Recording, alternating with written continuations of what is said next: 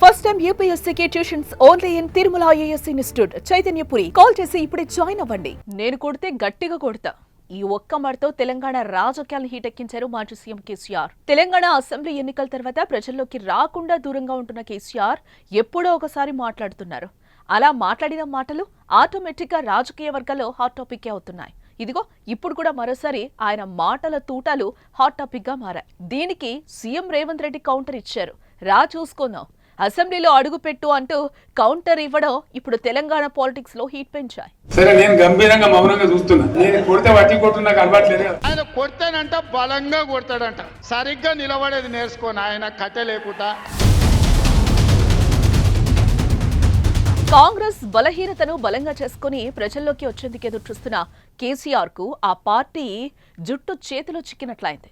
గత 2 రోజుల క్రితం కాంగ్రెస్ సోషల్ మీడియా తన ట్విట్టర్ ఖాతాలో పెట్టిన పోల్ బీఆర్ఎస్ కు బలం చేకూర్చినట్లయింది.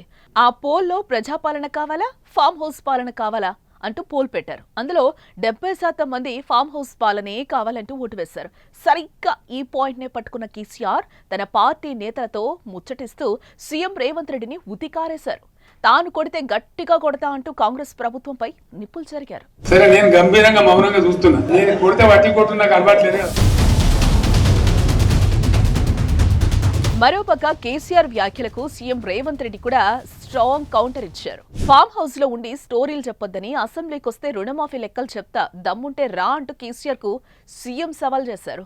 కేసీఆర్ లా తమ అబద్ధాలు మాట్లాడే వాళ్లం కాదని, దళితులకు 3 ఎకరాలు అని మోసం చేశారని, దళితుడిని సీఎం చేస్తానని మాట మార్చారంటూ గతంలోని కేసీఆర్ హామీలను తవ్వుకొచ్చారు.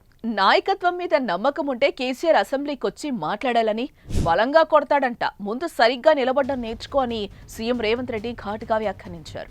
ఆయన కొడితేనంట బలంగా కొడతాడంట. సరిగ్గా నిలబడేది నేర్చుకోని ఆయన కథ లేకుండా.